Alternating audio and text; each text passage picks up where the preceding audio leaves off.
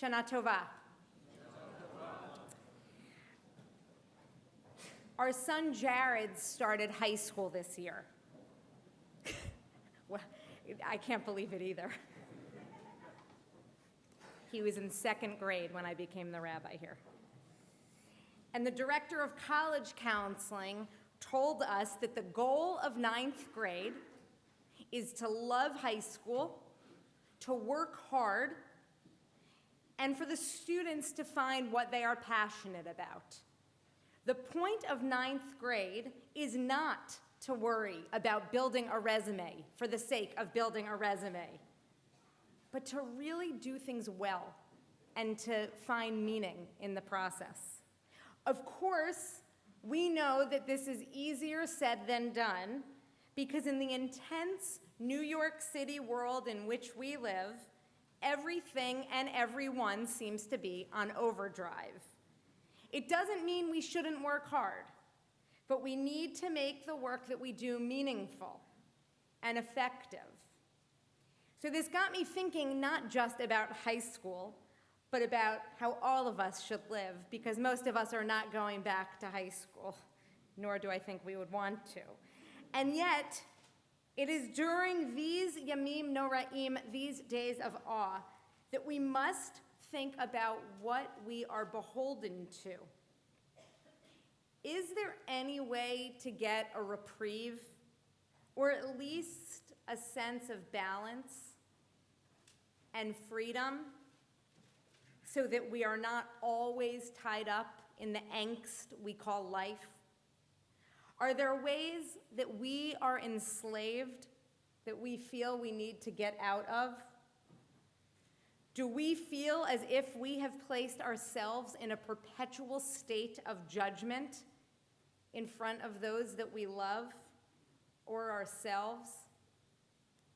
Tonight, we are in judgment, sitting before God, pleading for mercy. We wonder, are we the best that we can be? Can we respond to circumstances in the best way possible? How can we live in our uncertain world?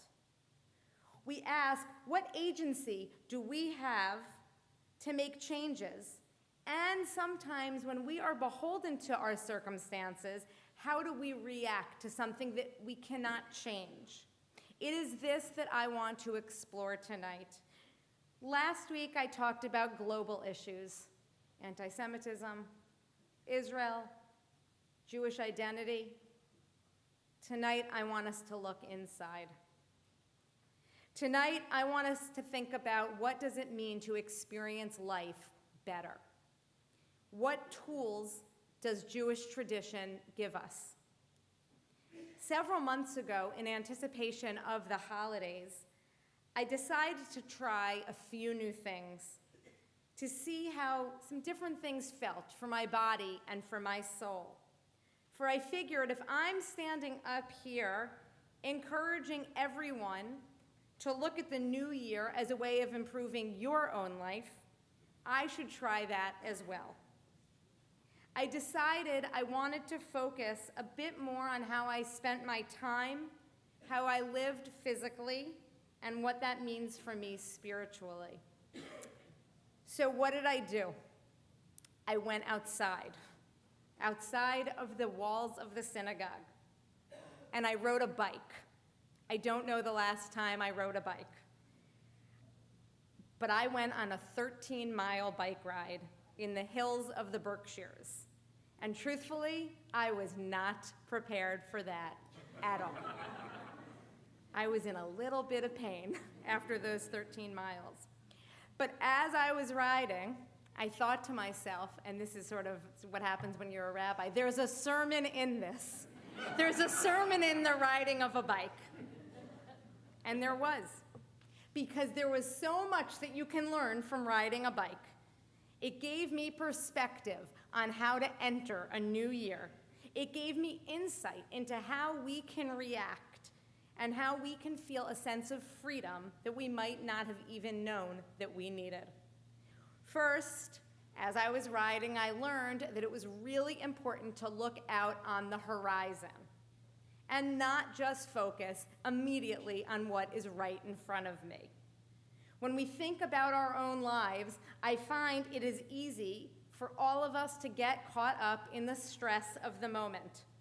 But if we are looking for redemption, if we are looking for freedom, if we are looking for the ability to free ourselves from that which is keeping us enslaved, we need to look out. I'm sure that we all have these moments. We are so consumed with an immediate task that we forget to step back and see how is that a part of something much greater.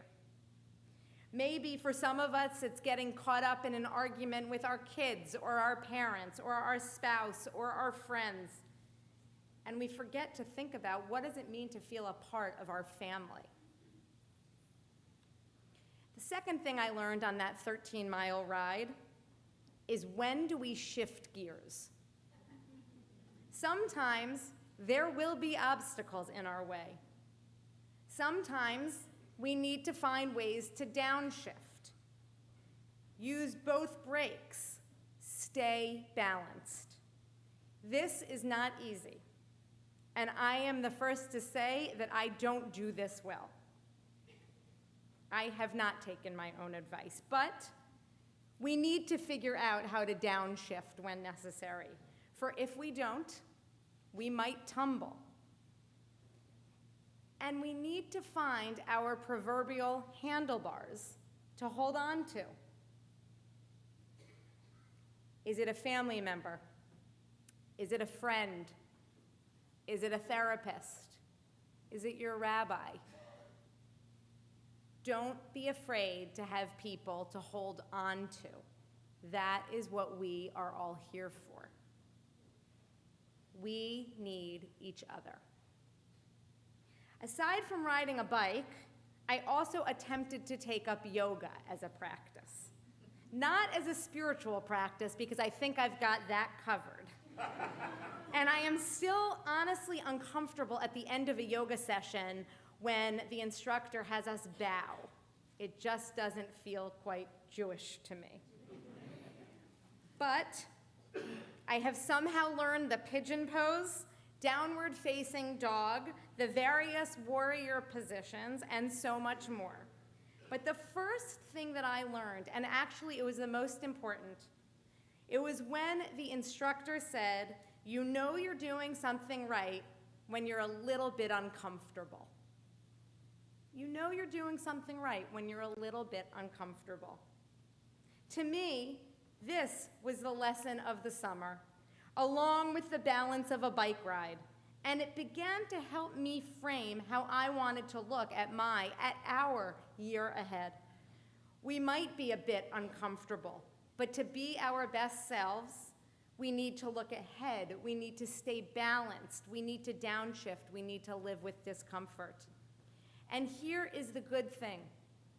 There are teachings in Judaism that will help us with this readjustment. I believe that we can look deep at Jewish spirituality by examining the relationships that our tradition sets forth to set ourselves on the right path towards redemption. There are 4 core relationships in Judaism. The first is ben Adam lemakom, between a person and God. This, of course, forces us to ask, what is our relationship with God? Do we even have a relationship with God? Do we even want a relationship with God? As we come together on the holidays and we look towards the Ark and the Ner Tamid, the eternal flame, we can ask ourselves, can our relationship with God be balanced? The second relationship is ben Adam la'olam, between a person and the world. This speaks deeply to 2 issues. Number 1, that we are part of a global ecosystem with far-reaching implications, that our actions affect others, both people and the world, the physical land on which we live. People often ask me, where are the young people today? What are they thinking about? What do they care about? Well, I can tell you they care about our world. They care about our environment, and so does Judaism. We need to understand what Judaism understands, that there's a link between the living and the world in which we live, and we can't take either for granted.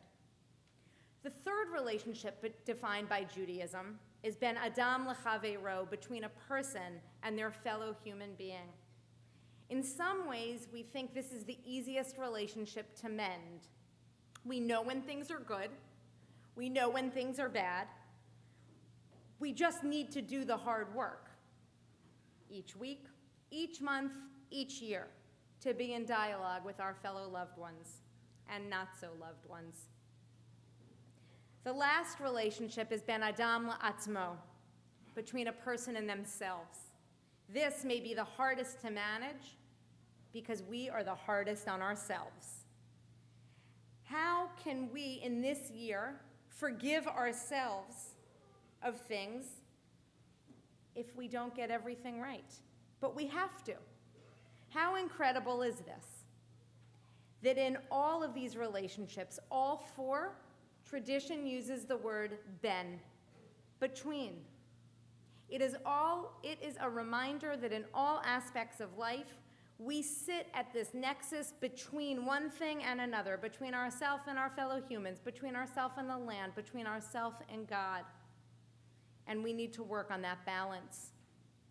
We can learn from a midrash that during these 10 days, God has begun to inscribe on God's open tablets, the original tablets, the wicked, the righteous, and those that God is unsure about. A rabbinic teaching tells us that there are some people who go to eternal life. Those are the righteous. There are some people who go to everlasting abhorrence. Those are the wicked. But we read, Elu benonim, shenatan lahem hakadosh baruch hu, aseret yamim sheben Rosh Hashanah leyom hakippurim, im asu tshuva, nichtavim im hatzadikim, ve'im lav, nichtavim im harishaim. And God gives to us such meaning that in these 10 days, those of us who are in between can just do tshuva. It is why our Haftorah last Saturday said, do tshuva. But here's the question, why would there be a category of in between? Doesn't God know exactly where we should be? No. Since all cannot automatically be assigned to the righteous, because free will is a part of being Jewish and being human, we are all in this in-between category. And so it is an essential part of our tradition to do tshuva, to think about the relationships during these 10 days. So while at first it seems that there are 10 days for God to make up God's mind, these 10 days are also for us. When we think about where we are, where we sit in that nexus of relationship, we should be using these days. And although opportunities are supposed to be fun, tshuva is not fun. We must acknowledge that tshuva can be difficult. It is not so simple to reflect on your own actions and then confront a person that you have wronged or somebody else has wronged. These 10 days provide us with an opportunity to open our hearts, to call our friends, to email those we love, in order to embrace a sense of balance, that we actually aren't fully perfect and aren't totally rotten. So how do we stay balanced? To answer this, I did one other thing this summer. I studied Musar, a Jewish spiritual practice. I began by examining the concept of humility overall and in Judaism in particular. From Musar, we learn that on a scale of behavior, humility lands between arrogance and self-debasement. Humility lands between arrogance and self-debasement. This is important. It's having a healthy enough sense of self that we matter, but we are not the only thing that matters. When we study Musar, we start with humility because that is the only way that we can grow and improve. Like the scales on which God places us, humility lands in the middle. As Rabbi Harold Kushner once said, the four most religious words that anyone can articulate are, I may be wrong. I may be wrong. That is a deeply religious answer. As Josh Hammerman taught, humility in Judaism is a tribal creed.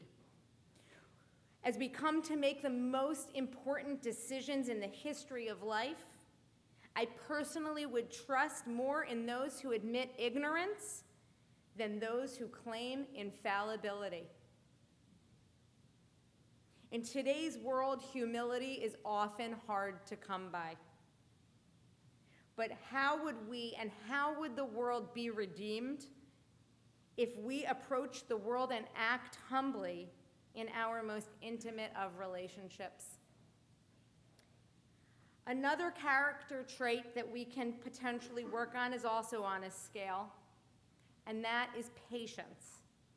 And patience is that space between outrage and complacency. Between outrage and complacency. And we all know what it means to be patient. However, there are times that we need to embody a sense of holy chutzpah. Elie Wiesel once said that a tzaddik came to Sodom. He knew what Sodom was, so he came to save it from sin and from destruction. He preached to the people, please do not be murderers. Please do not be thieves. Please do not be silent. Please do not be indifferent. He went on preaching day after day after day, but no one listened. He was not discouraged. He went on preaching for years. Finally, someone asked him, Rabbi, why do you do that? Don't you see it is of no use? He said, I know it is of no use to them, but I must. I must continue, and I will tell you why.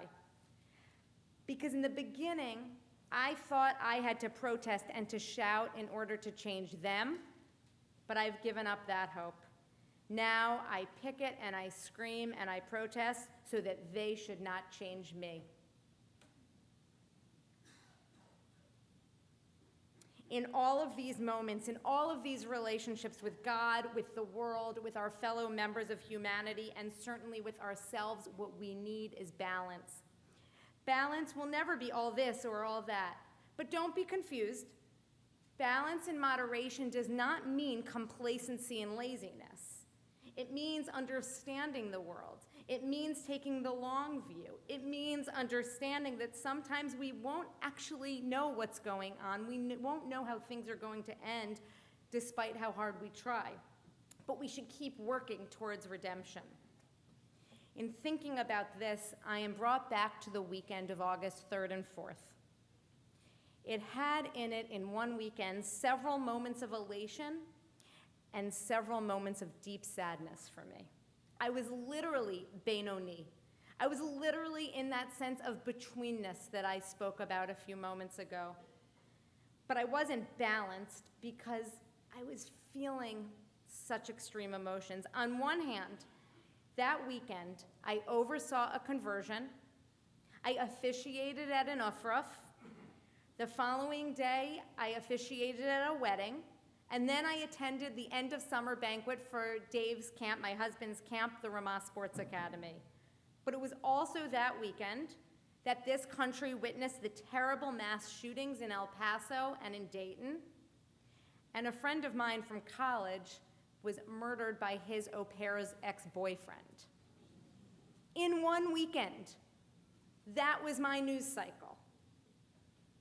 Back and forth, back and forth. How was that possible? How did I approach this? How could I, in a span of 48 hours, have these complex emotions, these highs and lows, and take a step forward about what might come next? Could it be the greatest thing ever, or a sense of deep tragedy? How would I approach this, having just spent weeks trying to ride a bike, do yoga, and study Musar? And then I remembered a story. The story about great King Solomon. One day, Solomon decided to humble Benaiah ben Yehoiada, his most trusted minister. He said to him, Benaiah, there's a certain ring that I want you to bring to me. I wish to wear it for Sukkot, which gives you 6 months to find it. If it exists anywhere on earth, your majesty, I will find it, Benaiah said. I will find it and I will bring it to you. But what makes the ring so special? It has magic powers, answered the king. If a happy man looks at it, he becomes sad. If a sad man looks at it, he becomes happy. Solomon knew that no such ring existed in the world, and he wished to give his minister a little taste of humility. Spring passed and then summer, and still Benaiah had no idea where he could find the ring. On the night before Sukkot, he decided to take a walk in one of the poorest quarters of Jerusalem. He passed by a merchant who had begun to set out the day's wares on a shabby carpet. Have you by any chance heard of a magic ring that makes the happy wearer forget his joy and the broken-hearted wearer forget his sorrows?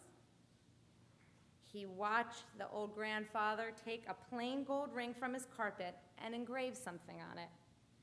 When Benaiah read the words on his ring, his face broke out in a wide smile. That night, the entire city welcomed in the holiday of Sukkot with great festivity. Well, my friend, said Solomon, have you found what you are after? All the ministers laughed, and Solomon smiled to himself. But to everyone's surprise, Benaiah held up a small gold ring and declared, here it is, your majesty. As soon as King Solomon read the inscription, the smile went away from his face. The jeweler had written 3 Hebrew letters on the gold band, Gimel, Zion, Yud, which began the words, Gam ze ya'avor, this too shall pass. At that moment, Solomon realized that all of his wisdom and his fabulous wealth and his tremendous power were but fleeting things.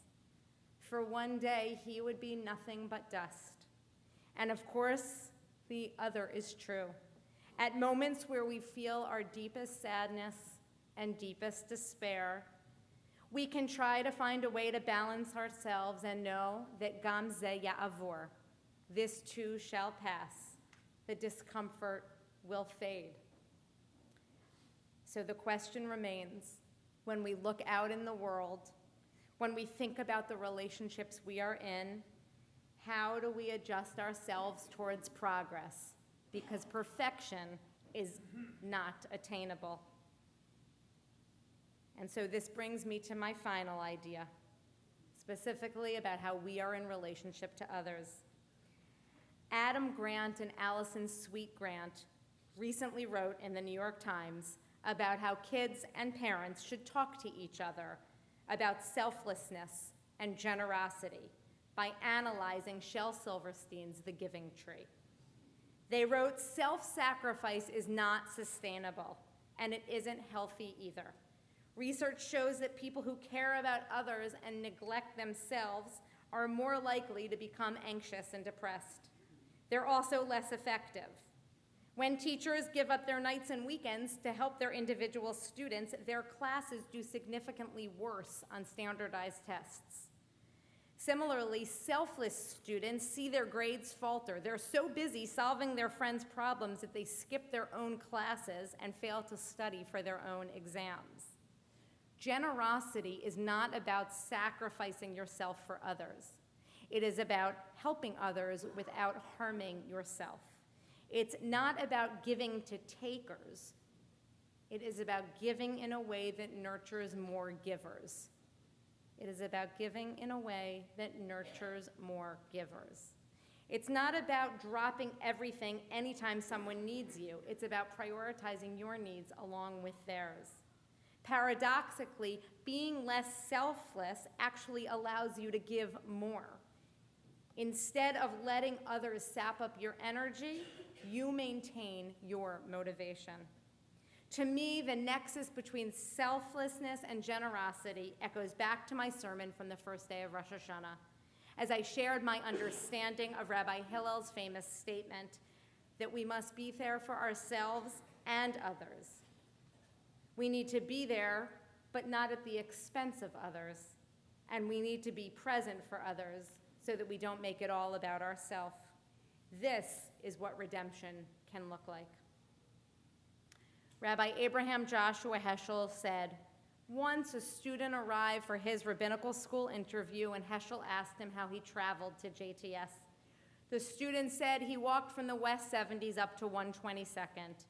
Heschel said, did you see the veteran on 117th? The man with the gray beard and a few teeth? He usually wears a baseball hat. The student said he did not. And the tall man with dreadlocks outside of Zabar's who stands with his hands in the air praying, did you see him? No, I didn't see him either.